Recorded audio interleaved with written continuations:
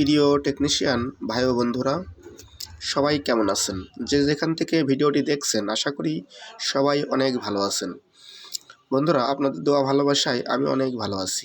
বন্ধুরা, আমার হাতে একটি গুরু মিউজিক B310 ফোন দেখতে পাচ্ছেন। ফোনটির প্রবলেম, অটোমেটিক পাওয়ার অন হয়ে যায়। পাওয়ার বাটন প্রেস না করলেও অটোমেটিক সেটটি অন করে। আর ফোনটির এই সমস্যার কারণেই 2 থেকে 3% শর্ট আছে, যার কারণে ব্যাটারিটি অটোমেটিক খেয়ে যায়। তো কাস্টমারের কথা মতো ফোনটি চার্জ দিয়ে রাখলে বেশি সময় চার্জ থাকে না আর অটোমেটিক অন অফ হয়। তো এই সমস্যাটি আমি কিভাবে সমাধান করব পুরো ভিডিওতে, সেই বিষয়টি আমি এখন তুলে ধরার চেষ্টা করছি।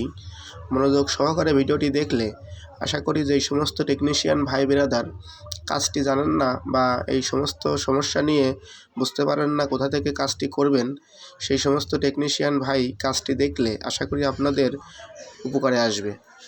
তো বন্ধুরা, দেখতে পাচ্ছেন আমি কিপ্যাডের যেই কাগজ থাকে কাগজটি তুলে নিয়েছি। তুলে নেওয়ার পরে দেখব সেটটি অন অটোমেটিক হয় কি না। দেখতে পাচ্ছেন কিপ্যাডের যেই কাগজ থাকে কাগজটি না দেওয়ার পরেও ব্যাটারি লাগানোর সাথে সাথে ফোনটি রান করেছে। তার মানে এখানে শর্ট আছে কোথাও। এখানে অটোমেটিক পাওয়ার বাটনে কাজ করার পিছনে কয়েকটি কারণ আছে। যেমন দেখতে পাচ্ছেন এখানে ফোনটি রান হওয়ার পরে যখন আপনি পাওয়ার বাটন প্রেস করবেন তখন কিন্তু পাওয়ার বাটন কাজ করে। তো আমি ফোনটি স্টেপ বাই স্টেপ কাজটি করব। ফোনটির মাদারবোর্ড দেখে মনে হচ্ছে কোনো জায়গায় তেমন কোনো ওয়াটার ড্যামেজ নাই। আমি এই পাশের যে CPU IC আছে এই সাইড সম্পূর্ণ অকটেন দিয়ে ওয়াশ করব। অকটেন অথবা পেট্রোল, যে যেটা পারেন সেটাই ব্যবহার করবেন। তো আমি কিপ্যাডের এই পাশেও একটু ব্রাশ দিয়ে ঘষে নিচ্ছি। ঘষে নিয়ে প্রাথমিক পর্যায়ে এভাবে ওয়াশ করে দেখব কাজটি সাকসেস হয় কিনা। যদি এইভাবে কাজ না হয় তাহলে পরবর্তীতে যেই স্টেপ আছে, এরপরে যেই সিস্টেম আছে সেই সিস্টেমটিও আমি দেখাবো ভিডিওতে, এবং কাজটি সাকসেস হওয়ার পরেও সেই বিষয়টিও দেখতে পারবেন। তো আমি ওয়াশ করে নেওয়ার পরে টিস্যু পেপার দিয়ে একটু মুছে নিচ্ছি। মুছে নেওয়ার পরে এখানে হট গানের সাহায্যে একটু হিট দিয়ে নিতে হবে, যাতে করে যেই ওয়াশ করার যেই তেল আছে যাতে এটি শুকিয়ে যায়। আমি চার সাইডেই হিট দিয়ে নিচ্ছি। মনে রাখবেন এখানে বেশি হিট দেওয়া যাবে না, কারণ এটি পেস্টিং করা আইসি।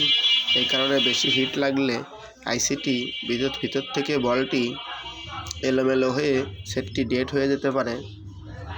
তো এই জন্য হিটের তারতম্য কম রাখবেন। তো সব সাইডেই আমি হিট দিয়ে নিচ্ছি। কিপ্যাডের এই পাশেও আমি হিট দিচ্ছি। হিট দেওয়ার পরে এবার সেটটি আমি ব্যাটারি কানেক্ট করে দেখব অটোমেটিক অন সমস্যাটি আছে কিনা। বন্ধুরা, দেখতে পাচ্ছেন আমি সার্ভিসিং করলাম। সার্ভিসিং করার পরেও সমস্যাটি সমাধান হয়নি। তো এই সমস্যা মূলত আমি এ পর্যন্ত যতগুলো পেয়েছি প্রত্যেকটাই এই চার্জিং পোর্টের লাইন শর্ট থাকার কারণে এরকম হয়।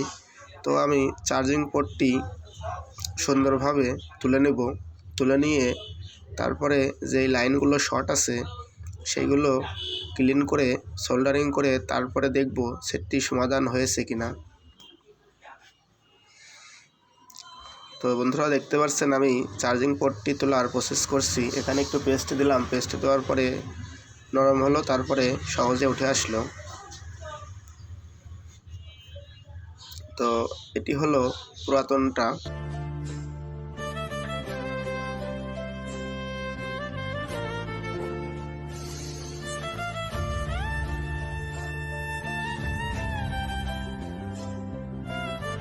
চার্জিং পোর্টটি তুলে নেওয়ার পরে এখানে যেই প্রিন্ট আছে প্রিন্টগুলো সুন্দর করে আমি সোল্ডার করব। মূলত এই স্যামসাং B310 অটোমেটিক অন হয়ে যাওয়ার পিছনে সর্বপ্রথম 90% সমস্যাই এখানে চার্জিং পোর্টের কারণে হয়ে থাকে। তো এরকম সমস্যা হলে সর্বপ্রথম আপনি চার্জিং পোর্টটি রিপ্লেস করবেন। রিপ্লেস করে দেখবেন কাজটি আশা করা যাচ্ছে 90% হয়ে যাবে। তারপরে যদি না হয় তখন CPU IC রিভলভ করা লাগতে পারে।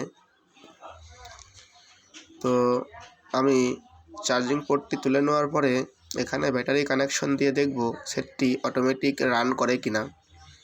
বন্ধুরা দেখতে পাচ্ছেন আমি ব্যাটারি কানেক্ট করে কয়েক সেকেন্ড রেখে দিয়েছি, তারপরেও সেটটি ওপেন হলো না। এবার আমি টুইজারের মাথা দিয়ে পাওয়ার বাটন প্রেস করলাম। প্রেস করার পরে দেখতে পাচ্ছেন সঙ্গে সঙ্গেই সেটটি রান হলো। অথচ আগে পাওয়ার বাটন প্রেস করার কোনো সুযোগ ছিল না, অটোমেটিক সেটটি রান করত।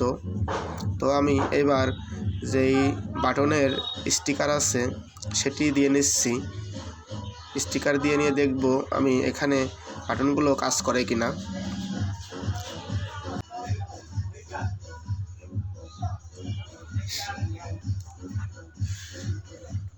তো বন্ধুরা আমি আশাবাদী কাজটি 100% হয়েছে।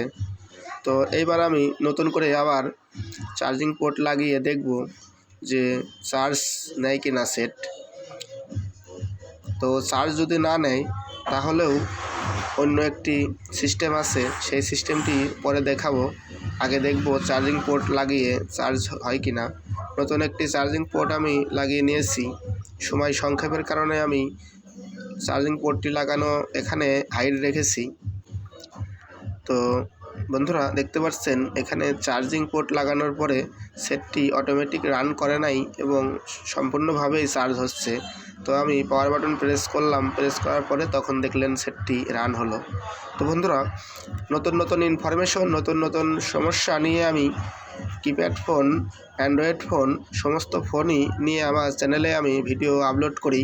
তো বন্ধুরা যদি আপনাদের ভালো লাগে আমার কাজগুলো, আপনাদের যদি সামান্যতম উপকারে আসে তাহলে দয়া করে লাইক, সাবস্ক্রাইব, কমেন্ট করবেন, ভিডিওটি শেয়ার করবেন, যাতে করে নতুন নতুন আরও ইনফরমেশন নিয়ে আপনাদের মাঝে আমি হাজির হতে পারি। আজ এ পর্যন্তই। সবাই ভালো থাকবেন, সুস্থ থাকবেন।